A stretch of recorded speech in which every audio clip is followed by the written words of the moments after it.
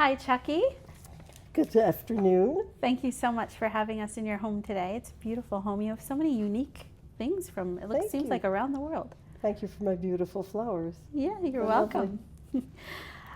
So we all gathered together and put together some questions that we would love to hear your expertise and your knowledge on. The first one is, can you walk us through how you initiated a leadership program? Like, what inspired you to start it, and what steps did you take to bring it to life? It's the first time I actually started a program as deep and big as leadership in this community. I think it was the first time. I had been on some national committees, and I was very jealous listening to friends who would tell me about the leadership program they were taking, especially the folks from Atlanta and Cincinnati. Bigger cities, but it sounded like something we should be doing here in Syracuse. And I didn't know where to go with it.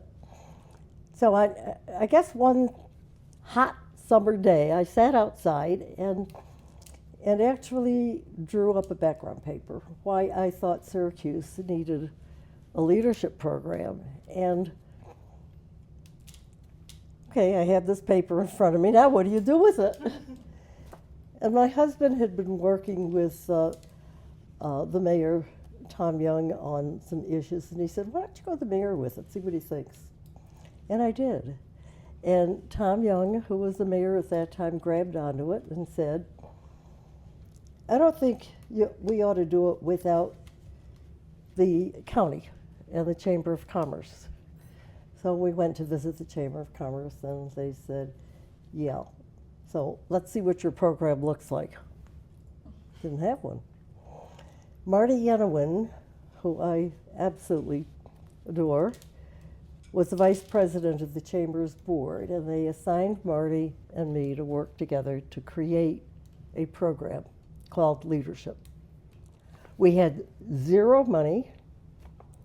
We charged zero tuition at first, and then realized we needed some money to pay people, and so we started raising money. The city actually supported us, as did the Chamber, for the first few years, and that was really wonderful. And that's how we got going. You've interacted and collaborated with so many leaders in your lifetime. Is there one trait that they all have in common? Well, people came from a variety of lifestyles in my lifetime. Everything from immigrants who came here during the Holocaust and the war, to people who lived in housing projects, to presidents of companies and so on. And I think what all of them had in common was intelligence. They were all smart, smarter than me in many ways, most ways, I must admit. They all had a variety of experiences and used their experiences to promote their beliefs and to promote their leadership. And I think they were sincere for the most part. The people I've met have always been sincere about what they wanted to do. And just love of humanity. What simple piece of advice would you offer to someone who wants to lead and make a difference in their community? Well, I put together over the years for my leadership kids, and I consider all of you my leadership kids, by the way, and what leadership means to me. And let me say to you, my intent in leadership and pulling it all together was to inform, encourage, and to be an example. I always try to use facts, and if I can't find facts, I don't make them up. I ask the group to go seek facts for us, because to try to run anything on suppositions doesn't really work for very long. I use my personal experience, and I don't mind being a copycat, guys. If you see somebody you think is saying something you'd like to repeat, or if you see a style of somebody that you like, copy it. I mean, what the heck? It can become yours. Why not? And if it's good, it'll work for you. So, it doesn't hurt to be a copycat. I listen to everyone and what they have to say as carefully as I possibly can and try to be fair and understanding. And I know there have been times when people thought I wasn't fair and thought I wasn't understanding. But from my point of view, I tried, and I thought I was. So that's important. And when I'm wrong, which has been more than once, I have to be sure to tell people I was wrong. It's good for me to be able to say it, but it's good for other people to hear it and then move on. So don't be afraid to say I'm wrong. We need to look inward every now and then and ask ourselves, what have we done to make things better than they were before? And I don't care if it's in your household, if it's in the community, if it's in your school, your kids' school, your college, wherever. What does it mean, and how can you do it?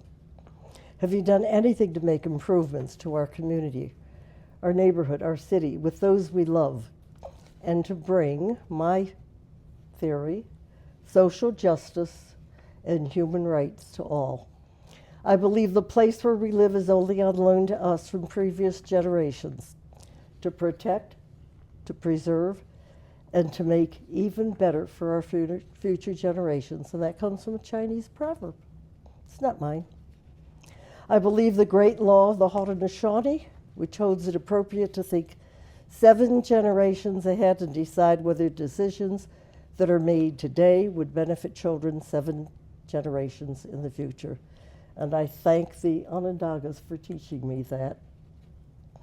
I believe in the Jewish tradition, and I'm Jewish, that teaches us to care for our planet, to preserve that which God has created, and that which any act that damages our earth is an offense against the property of God. And you see the rest of it. Hold it with you. Hold it in your heart. I hold it in my heart. Thank you for sharing that. Well, it comes from deep down someplace. And it comes from over 100 years. So what is one lesson someone taught you that you see yourself passing on to others? I hope I'm passing on a passion for your community. I believe each one of us is a citizen trustee. What do I mean by that? I think the place where we live, no matter where it is, it could be Syracuse, it could be Tokyo, it could be anywhere. But that place where we've chosen to live has been given to us in trust for us to make it better, for us to be sure that everybody has enough food to eat, to be sure that somebody has a roof over their head, to be sure somebody can read and write and make knots. It's something I strongly believe that when we live someplace, we have a responsibility to make that place better than we found it.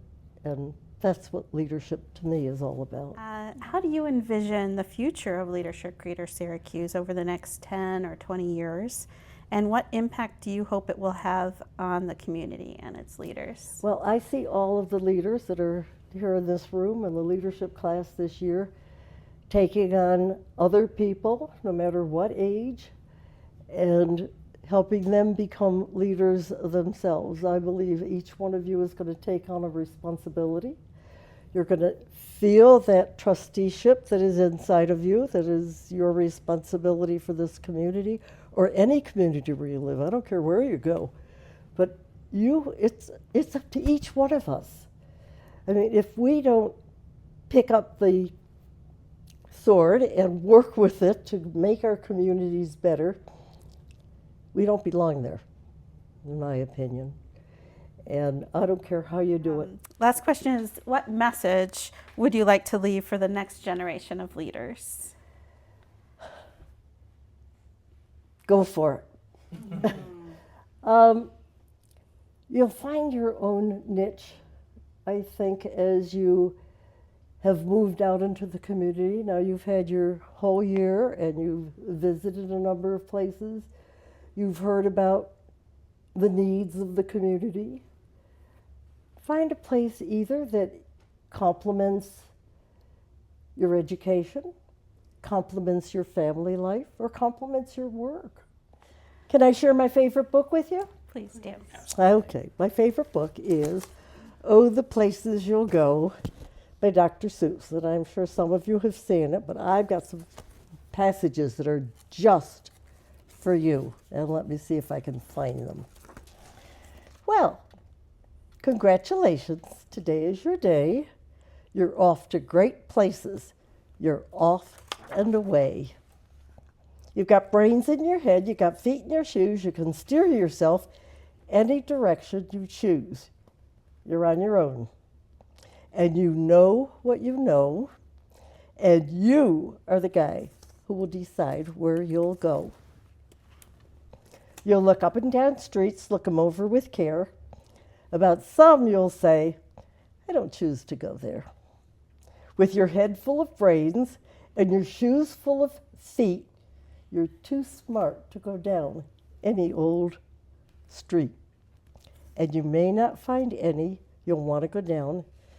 In that case, of course, you'll head straight out of town. You'll get mixed up, of course, as you already know. You'll get mixed up with many strange birds as you go. So be sure you step with care and great tact, and remember, life's a great balancing act. So be your name Buxom or Bisbee or Bray or Mordecai, Alley, Van Allen, O'Shea. You're off to great places. Today is your day. Your mountain is waiting, so get on your way. And wish all of you great good luck, and find your niche. Get your people to join you. And remember, nothing is ever done alone. And have